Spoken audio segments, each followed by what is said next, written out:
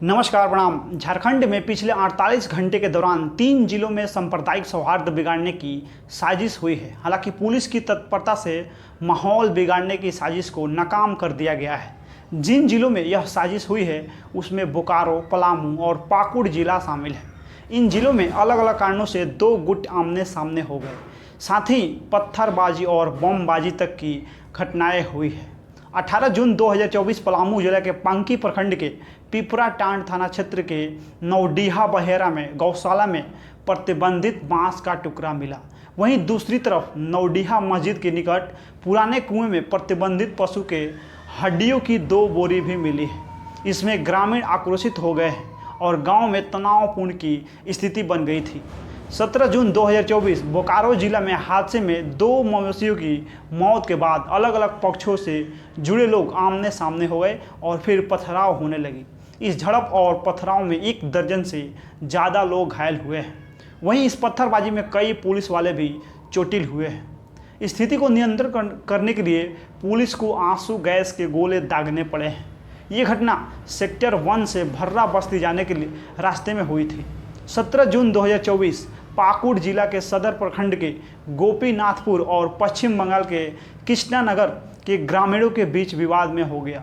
दोनों में विवाद इतना बढ़ गया कि नौबत मारपीट तक की आ गई। इसके बाद दोनों गुटों में पथराव के साथ साथ बमबाजी भी हुई है। स्थानीय लोगों से मिली जानकारी के मुताबिक गोपीनाथपुर गांव में एक व्यक्ति द्वारा कुर्बानी दी गई थी और जमीन मालिक द्वारा इसका विरोध किए जाने के कारण माहौल तनावपूर्ण हो गया। इस घटना के दूसरे दिन 18 जून को भी बमबाजी की घटना हुई है। झारखंड में छोटे छोटे त्यौहार भी संवेदनशील होते जा रहे हैं। इन बात का खुलासा झारखंड पुलिस की रिपोर्ट से हुआ है। रिपोर्ट के मुताबिक हाल के कुछ वर्षों में कम संवेदनशील त्योहारों जैसे सरस्वती पूजा, गणेश पूजा, मिलान उन नबी में भी विधि व्यवस्था की गंभीर समस्या उत्पन्न हुई है। झारखंड के जो क्षेत्र पहले सांप्रदायिक रूप से संवेदनशील नहीं थे, अब वहाँ भी पर्व त्यौहार में अशांति का माहौल देखा जा रहा है। इसमें संथाल परगना के सभी जिलों सहित कोडरमा जिला शामिल है। रिपोर्ट में यह बात भी सामने आई है कि इन दिनों लगभग सभी पर्व त्योहारों में निकलने वाले जुलूसों में युवा, बच्चे और विशेषकर महिलाओं की बड़ी भागीदारी है। दुमका लोकसभा सीट से चुनाव हारने के बाद सीता सोरेन की आक्रामकता क्या यूं ही है या इसके पीछे कोई कहानी है? क्या वह भाजपा को टाटा बाय बाय करने का बहाना ढूंढ रही है? क्या अगर घर वापसी की वह सोच रही हैं तो झारखंड मुक्ति मोर्चा इसे स्वीकार करेगा? निर्णय अब देवर का नहीं बल्कि गोतानी का होगा। कल्पना सोरेन के हाथ अभी झारखंड मुक्ति मोर्चा की कमान है। वैसे सीता सोरेन के भाजपा नेताओं पे लगाए गए आरोप के बाद संथाल की राजनीति गर्म हो गई है। भाजपा भी इस मामले में चुप है, वह भी समय का इंतजार कर रही है। सीता सोरेन के निशाने पे पूर्व मंत्री लुइस मरांडी और पूर्व सांसद सुनील सोरेन हैं। सारठ के विधायक रणधीर सिंह भी उनके टारगेट पे हैं। लेकिन संथाल से यह संकेत आ रहे हैं कि सीता सोरेन फिर घर वापसी कर सकती है। वैसे दुमका से चुनाव जीते नलिन सोरेन तो यह कहकर बच कर निकलते हैं कि वापसी का निर्णय तो पार्टी सुप्रीमो ही कर सकते हैं। वैसे भाजपा ने लोकसभा चुनाव के पहले सोरेन परिवार में तोड़ फोड़ कर सीता सोरेन को भाजपा में पार्टी का प्रत्याशी बनाया था। चुनाव से पहले भाजपा दुमका से सुनील सोरेन को अपना प्रत्याशी घोषित कर चुकी थी। प्रत्याशी घोषित होने के बाद सुनील सोरेन का नाम वापस ले लिया गया और सीता सोरेन को दुमका से भाजपा ने प्रत्याशी बनाया। इसके बाद सवाल उठने लगे थे कि दुमका से झारखंड मुक्ति मोर्चा का प्रत्याशी कौन होगा। कई तरह की चर्चाएं चलने लगी थी। बात यह भी होने लगी थी कि हेमंत सोरेन जेल से ही दुमका लोकसभा का चुनाव लड़ेंगे। लेकिन झारखंड मुक्ति मोर्चा ने अपने विधायक नलिन सोरेन पे दांव खेला और यह दांव फिट बैठ गया और नलिन सोरेन चुनाव जीत गए। अब विधानसभा चुनाव भी सामने हैं। वैसे जामा विधानसभा क्षेत्र में सीता सोरेन को लीड मिली है। यह चर्चा तेज हो गई है कि हो सकता है कि सीता सोरेन फिर झामुमो में लौट जाए, लेकिन अभी यह सब कयास है। वैसे दुमका सीट के हारने के बाद भाजपा में सिर फुटअव्वल चल रही है। लोकसभा चुनाव परिणाम आने के बाद संथाल परगना प्रमंडल में भाजपा में घमासान थमने का नाम नहीं ले रहा है। प्रमंडल की 3 सीट में से एकमात्र सीट गोड्डा पे भाजपा की जीत हुई है।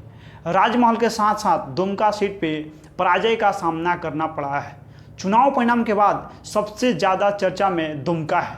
एक तरफ से समीक्षा बैठक में कार्यकर्ताओं ने जमकर बवाल काटा, वहीं पार्टी प्रत्याशी रही सीता सोरेन ने जिला से लेकर प्रदेश स्तर के नेताओं पे भी गंभीर आरोप लगाकर माहौल को और गर्म कर दिया है। दुमका लोकसभा के जामा विधानसभा पे सबकी नज़र थी, क्योंकि झामुमो के टिकट पे सीता सोरेन 3 बार यहां से विधायक हैं। पार्टी और परिवार से बगावत कर भाजपा के टिकट पे लोकसभा चुनाव लड़ने वाली सीता सोरेन को खुद उनके विधानसभा क्षेत्र की जनता ने बहुत अधिक समर्थन नहीं दिया। भाजपा को जामा से बढ़त मिली जरूर, लेकिन अपेक्षा के अनुरूप नहीं रही। 2019 में यहां से भाजपा को लगभग 8000 की लीड मिली थी, जो इस बार घटकर 6700 पे आ गई है। झामुमो प्रत्याशी नलिन सोरेन शिकारीपाड़ा से 7 टर्म के विधायक थे। इस बार जब पार्टी ने उन्हें लोकसभा का प्रत्याशी बनाया तो शिकारीपाड़ा के मतदाताओं ने नलिन सोरेन का दिल खोलकर स्वागत किया है। यही वजह रही कि 2019 में जब शिबू सोरेन प्रत्याशी थे तो शिकारीपाड़ा से झामुमो को 88 से 40 मतों की बढ़त थी, जो इस बार 25,000 के पार पहुंच गई है। बिहार की तर्ज पे झारखंड में भी जातीय जनगणना होगी। झारखंड में इंडिया गठबंधन की अगुवाई वाले चंपई सोरेन सरकार ने इसकी मंजूरी प्रदान कर दी है। यह जिम्मा कार्मिक प्रशासनिक विभाग को दिया गया है। पहले यह तय नहीं हो पा रहा था कि कौन विभाग कराएगा, मगर सरकार ने इसकी जिम्मेदारी तय कर दी है।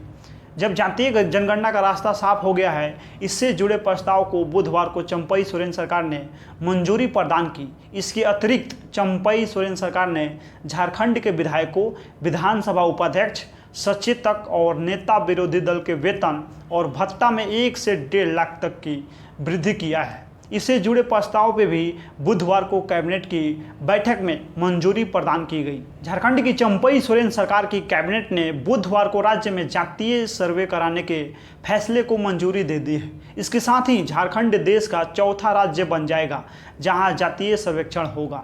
इससे पहले बिहार, आंध्र प्रदेश और तेलंगाना में भी जातीय सर्वेक्षण या तो हो चुका है या फिर हो रहा है। झारखंड के मुख्य सचिव वंदना पटेल ने मीडिया को बताया है कि कैबिनेट ने जातीय सर्वे कराने के फैसले को मंजूरी दे दी है। जातीय सर्वे कार्मिक विभाग की देखरेख में होगा। झारखंड के कार्मिक विभाग को जातीय सर्वेक्षण के लिए नोडल एजेंसी बनाया गया है। हालांकि अभी तक जातीय सर्वेक्षण के लिए सरकार ने कोई टाइमलाइन तय नहीं की है। मीडिया रिपोर्ट्स के अनुसार सरकार पहले मानक संचालन प्रक्रिया तैयार कराएगी, उसके बाद ही सर्वेक्षण की तारीख तय की जाएगी।